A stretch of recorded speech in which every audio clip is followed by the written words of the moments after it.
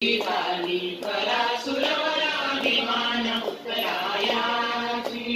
मृदुंग टाळ घोष भक्त भावाते गाती नाम संकीर्तने उच्चारणे नाचती